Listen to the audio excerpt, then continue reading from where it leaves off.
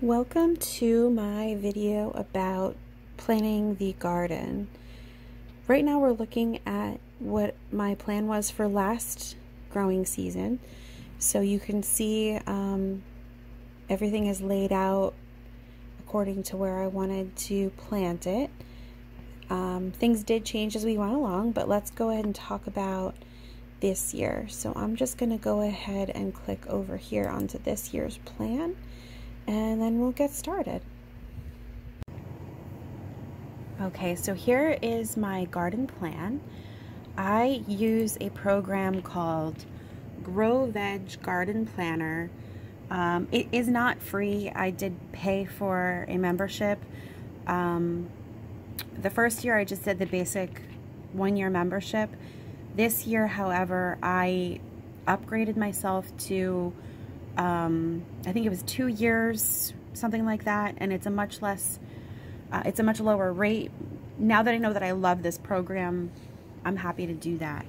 So basically the way this works is you put in, you build your garden, and this is what the pantry garden looks like.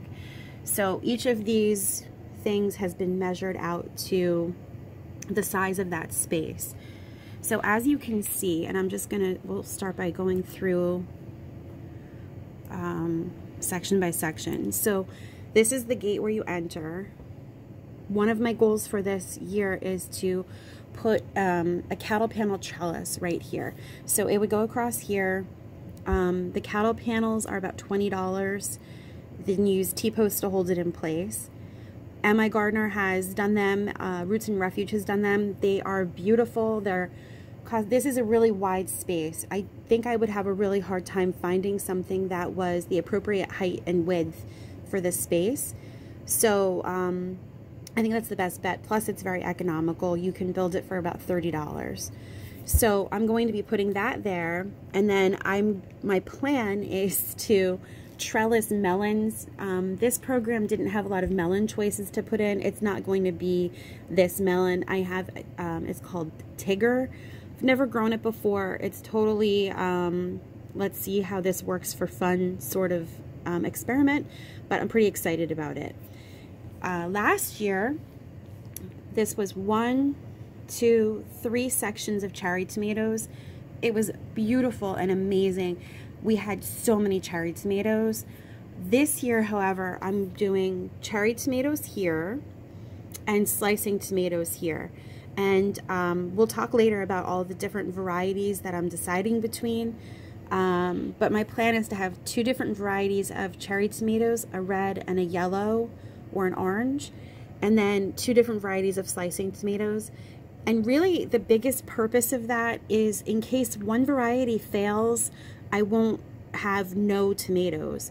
I may even do 3 varieties of slicing tomatoes for the simple fact that I haven't grown them in this garden before. I did grow cherry tomatoes last year very successfully. Most of them were started in our grow stand, but we did receive a donation of plants as well. So that's what's going to happen there. The third bed that was cherry tomatoes, I'm going to start as radishes and then transition it to some other type of tomatoes that will have a later start, so they hopefully will keep producing later into the season, although that really wasn't an issue last year. As you can see along the outside of the garden, I'll be doing the pole beans again. This year, the variety that I'm going to be using is called Rattlesnake. Last year I used Kentucky Wonder, and they were really great, but when they got too big, they really weren't very appetizing. From what I've read about Rattlesnake, they're appetizing no matter how large they get, even if they become overripe. I also am not going to dry beans this year.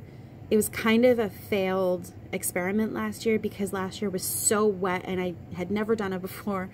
I really shouldn't have dedicated so many of the plants to that, but they wound up getting mildewy, and it wasn't very appetizing even if they were dry.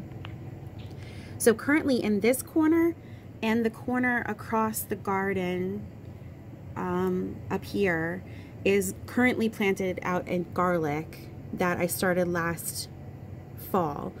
So as you'll see in another video, that's all sprouted, so I really can't wait to harvest that. Once the weather's actually steadily warm, because we've just had these like tease days where it's warm and then it goes back to being freezing cold. Once we have steadily warm weather, the hardneck garlic will start sending up the scapes. That's one of my favorite spring things to eat. I love eating garlic scapes, so I'm excited to share those with our clients. As you can see in the corner, there's a sunflower.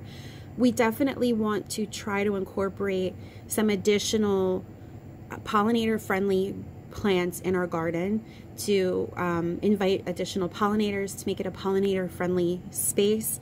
We didn't have a problem last year, but I really want to, in addition to supporting the nutrition of our clients, we also want to support our local environment, and that includes supporting our pollinators.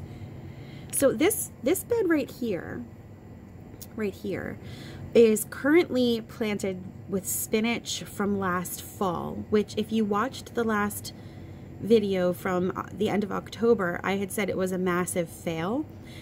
However, it has overwintered beautifully, so I'm actually going to leave it and add additional plants in between, and then up the fence we will be putting in cucumbers, slicing cucumbers. So I think I have two different varieties, so there'll be one variety in each bed.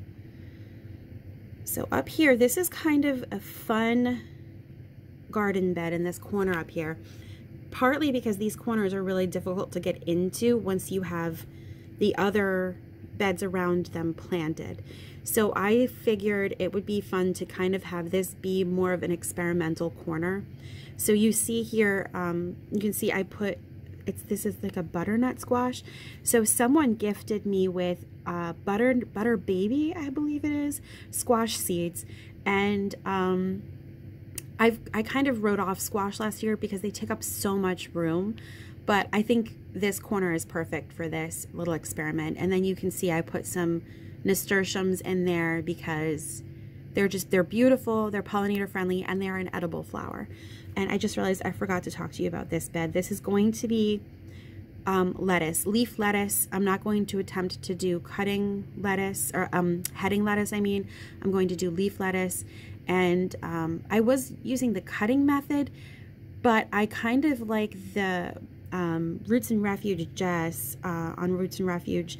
She just picks the leaves and it leaves the plants looking much nicer and healthier. So I will probably employ that method.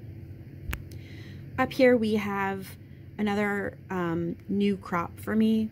It's an experiment, okra.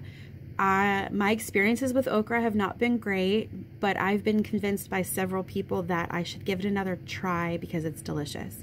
So we are going to have at least 2 different varieties of okra. When you watch the section about the seeds that I have, you will understand that I'm insane, and I don't even know how many varieties of okra I currently have seeds for. So here we have onions.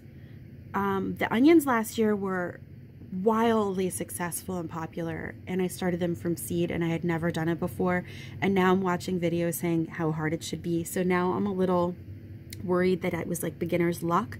So I will be starting a minimum of 2 different varieties of onions. I believe one is a white onion and one is a yellow onion. Where we are regionally, the type of onion that you should look for in this area, which is New Jersey, is a long day onion. So that's what I have seeds for, is long day onions. I also was gifted seeds that I don't know what they are. So I'm gonna see if I can figure out what they are. And if I can't, I might still try them, because just because the book says you can't do it doesn't mean you can't. Sometimes you have to try things and see what actually works for you. Here we have eggplant. Last year I purchased eggplants. Actually, I was gifted eggplant plants from a local farm very late in the season, and they still performed really, really well. I had them in this bed last year, so I'm rotating them over because I did, and I might even move them one more over because I did have potato beetles in this bed. I don't know how far they travel. I don't know that much about them. I was able to control them by hand picking them, and it didn't affect the fruit as far as I could tell. So I'm on the fence sort of if I'm going to leave them as I planned it in this bed, or if I'm going to move them one over. Any thoughts on that would be appreciated. I'm not going to be starting those seeds for a few weeks, so I definitely have time to decide, because these guys don't get transplanted out until after last frost, which for me, for my comfort level, I don't put that stuff out until mid-May probably. Although I do have to take another look at onions. All right, so here we have carrots. I didn't do carrots last year. I got a little nervous about the soil quality and whether or not they would wind up being like Frankenstein's monster. So I do have a Parisian carrot seed, which is a very short carrot, so you don't run into the same problems that you would if you tried to use a long root carrot. I'm also going to be amending the beds with looser soil, which I will likely just put on top and not till in. So that bed would get the lion's share of that new loose soil, which would help the carrots be able to root properly and create that nice root. So I'll be starting those, and I actually just watched 2 different videos. One was Roots and Refuge, and the other one is, I can't remember the name of the channel, but he does a food forest. I think his name is Joe Prigioni, and he does the food forest.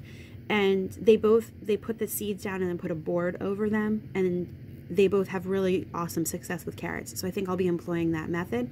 I'll definitely walk you through that once I'm there though. There's our garlic again. And then here is our pepper beds. So these are the same beds that I had peppers in last year, and you'll notice I'm not rotating because these beds in the back get more shade than the beds over here. So I'm not rotating even though I could, because I want them to get the most sun possible. So I'm just going to make sure that I amend the beds. I'm going to be adding fertilizer, some new soil. I have some compost. This doesn't show our compost beds, but they are here. I'm going to be adding whatever compost is there, so they will be fine. They don't have to be rotated. So these are our pepper beds, and last year we did primarily sweet peppers. We did have some jalapenos back here where I have the onions now that we had been gifted from a local store. This year I'm going to do kind of a half and half. So these over here are going to be sweet peppers, and I have 2 different varieties for that. And these here are going to be hot peppers. I'm not going to get too crazy hot. I want them to be edible, because that's the whole point of this garden. But the jalapenos were so popular, so I'm going to make sure that we have jalapeno plants, and then I'm looking at what the other varieties I want to have in there are going to be. I haven't decided definitively yet, and I don't have to because I'm not starting those seeds for a couple weeks yet. But if anybody has any insights or suggestions on a really nice I want a high producer, moderately spicy pepper. Like, I don't want to get too much spicier than a jalapeno. I would be willing to consider a habanero, but I don't want anything that people can't just add to their dinner to eat it. I don't want anything that requires a waiver to eat. I don't want anything where, you know, someone who likes spice is still going to have to drink a gallon of milk after it, eat a loaf of bread kind of stuff. I want them to be, have a nice heat, but be edible. So I'm looking at poblanos. I'm looking at things of that nature. So yeah, any insights that you guys might have would be very welcome. So that's my garden plan. So that's it. I can zoom out so you can see the whole thing here. One other thing that I'm considering is adding some outside of the garden window boxes. I didn't talk about herbs. Okay, we'll talk about herbs real quick after this. I'm considering adding some external window boxes that would be focused on flowers or maybe herbs. Okay, let's talk about herbs. All right, really quickly. This currently says basil and cilantro. But what I'm thinking is, because cilantro was so popular last year, I'm going to make this whole thing cilantro, and I'm going to companion plant the basil with the tomatoes. MI Gardener utilizes that method. I attempted it partway through the season. I think I did it too late. They didn't get enough time to germinate and actually do anything. And then I also didn't have the tomatoes properly trellised. So they were a little, just wasn't enough sunlight getting through. So I think that's what I'm going to do for this year is when I transplant the tomatoes out is when I'm going to transplant basil starts. So, so then this whole bed will be cilantro. Currently, this half is leaf lettuce. It keeps dying back when it gets cold like it is today, and then coming back and growing leaves when it warms up like it's supposed to on Monday. So I'm just gonna leave that going until I'm ready to put the cilantro out. Over in the second trug, these are raised trugs. This is currently oregano. I'm going to leave that alone.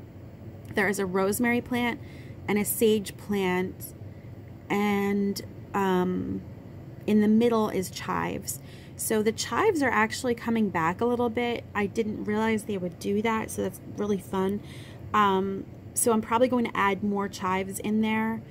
And I had moved one of the rosemary plants and cilantro plants, I think, yeah, they're in this bed here. I don't know if I'm going to leave them there or not. They're not super happy there, and I don't really want the oregano that I also moved over there to take over this whole bed because I'm going to have the eggplants there. So that's my herb plans as of right now. If anyone has any ideas for herbs that are popular, I'm definitely open to suggestions. I had parsley here last year and it was fun, and I'm proud of myself for growing it from seed, but it wasn't the most popular herb for our clients. Cilantro was by and far the more popular herb. So definitely focusing on that. Chives, insanely popular. Rosemary and sage, I don't see any reason to add more plants than what I have here. What I harvest from them goes pretty quickly. So oregano too, you know, I can harvest a bowl of oregano and I go out the next day and it's full again. So I'm unlikely to add any additional oregano. I noticed a small problem with little tiny oreganos popping up all these different places. So I'm going to have to pull those out. Maybe I'll give them away. All right, thanks for joining me for this garden planning chat. And next up will be seeds.